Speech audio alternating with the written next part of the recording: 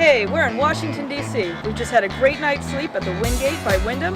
We're on our way now to visit our pals at Sprint, one of our tour sponsors.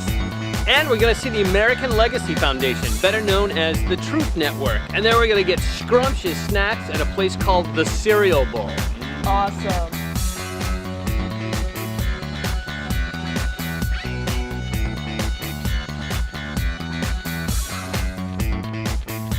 We're at Sprint in Reston, Virginia. We went to the wrong building! All right, we found the right building. Now we're going in. All right, meet Stephanie and Rich from Sprint. What do you guys do here? Well, we support our social media efforts. I work in the corporate communications department, and Stephanie is our marketing. Yeah, I work in our marketing communications department, so we really look for fun things to provide our customers and information on our social media communities. So you were just telling me about this really cool webisode series that you're producing that's very similar to what we're doing on tour and profiling different businesses across the country. Yeah, so it's called businessonmain.com, and it's really for small business owners who want to network with other small businesses and learn about experts, get expert advice, see some cool webisodes or web series, and we have one that features businesses around the country called Cool Runnings. We also are launching a new series called Second Chance for those small businesses that want a second chance at, relaunching a new business, and they could, pitch to angel investors and win up to $125,000. And Rich, what are you working on that you're most excited about right now? Very quickly, we saw, when a few of us within the corporate communications department started engaging with customers, it became very obvious very quick that we were not going to be able to keep up with the demand for input. So we did partner with our care team, and we got them involved, and that's great because they have access to account information and they can help you very easily, much more easily than we can. But even more so, we recruited employees from within the company, and that's our Social Media Ninjas program. And what the ninjas do is we recruit people from all areas of the business. So you might be an expert on network, or you might be an expert on products or services, a specific service. And if you already have a passion for social media and you're already talking about it in your own personal life, this is a great spot for you, because we'll bring you in, we'll give you kind of the do's and don'ts of what you can say and what you can't say and how you might want to go about it. And it's a very easy, quick 2-hour training course. And then you are given the title Social Media Ninja at Sprint, and you are powered to go out and engage. So if I'm a BlackBerry expert, product expert, and I see someone on a forum or a blog talking about BlackBerry, and maybe they have a question, or maybe they have some incorrect information that they're sharing, I can jump in the conversation. And first rule of the ninjas is full disclosure. I work for Sprint. Let me see if I can help you. And we found it to be a really good way to not just help get the word out, but really empower the employee base and get them engaged and excited, because they're excited to talk about what they're working on, and they're the experts. Thank you very much. Great, thank you.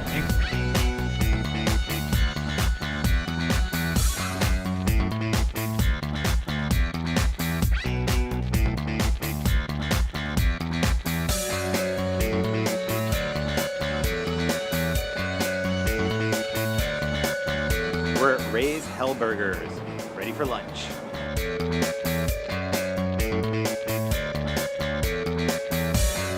This is a hot mess.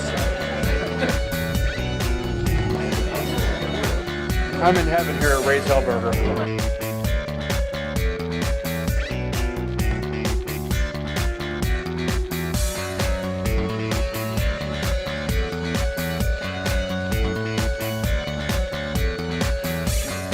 We're at the American Legacy Foundation, here to find the truth. We're with Patricia from the Truth Network, or American Legacy Foundation. Correct. The Truth Campaign. Okay. We know you as the Truth.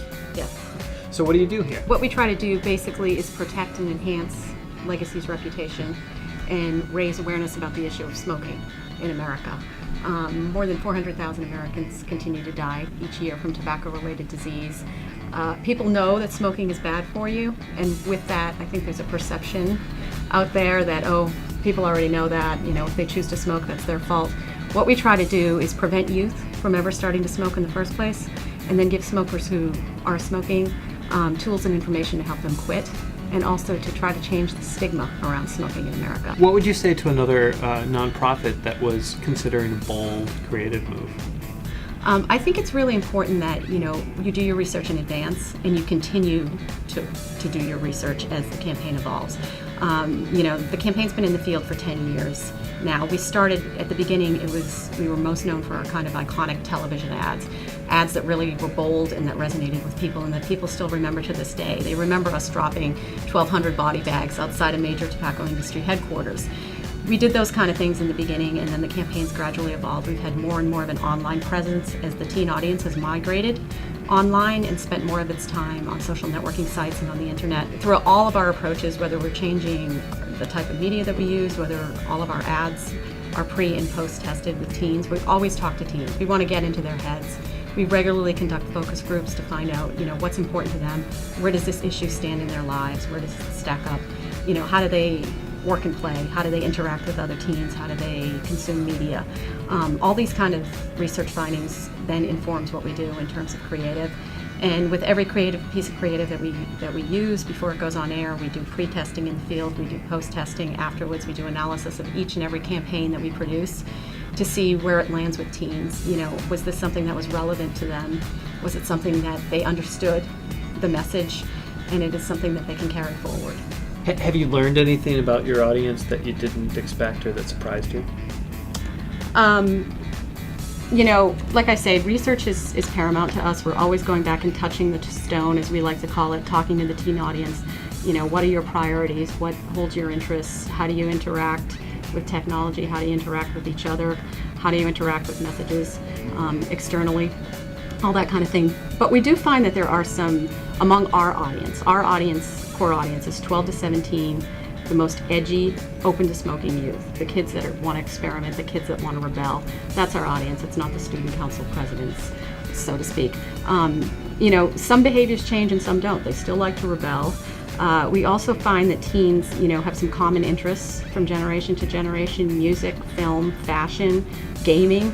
Those are all things that we try to extend through different things that we produce around the Truth brand, whether it's the gear for fashion, whether online. We always have digital games that accompany our advertising campaigns.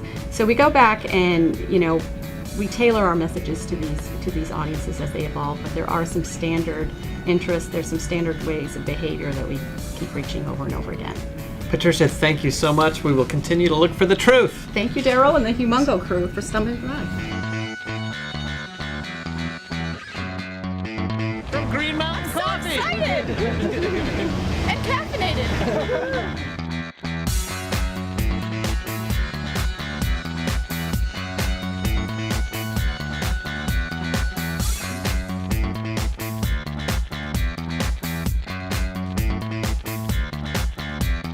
We're grabbing a snack at the Cereal Bowl, a magical place where you can mix all different types of cereal.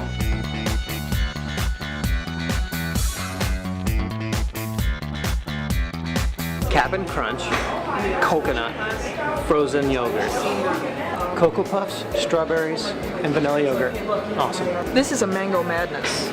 It's crazy. I had frozen yogurt with Cocoa Puffs, strawberries, Reese's Pieces Puffs or something, and I think that's it. Had a mango madness, came down to chill with the Humongo Nation. So we're at the cereal bowl eating Cap'n Crunch and coconut and ice cream all mixed together, and who do we meet but Bex? Hey! How's it going? Good, how are you? Bex, who are you? What do you do? Yep, so I am the Manager of Digital Engagement at Teach for America. I basically handle our social media outreach and work to engage our Teach for America family network, which is core members, parents, alumni, and other supporters in the larger discussion about the achievement gap and how it's a massive problem, but also a very solvable problem. And what is Teach for America all about? Yep, so we are the national core of top college graduates and professionals who commit to teach for 2 years in our 39 regions across the United States of America. This coming fall, we'll have 8,200 core members and a network of 20,000 alumni members. So this is a great opportunity for anybody about to graduate going into teaching. Definitely. who's your audience? Are you speaking to potential teachers, to potential donors, to like who's the audience? Everybody and anybody who cares about educational inequity and solving it. Bex, awesome to Nice meeting you, man. Thank you so much.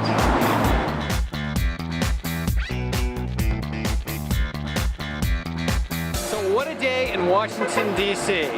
We visited Sprint, where we learned how to expand your own social media department. You've only got 2 people? Turn it into an army of 20 people by creating your own social media ninjas. Then we went to Truth, where we learned it's not just a killer campaign, but the importance of research and making sure that a campaign is successful. We also learned that cereal goes with anything, especially frozen yogurt. And then the Popo tried to take us down. $100 to the Washington, D.C. Police Department.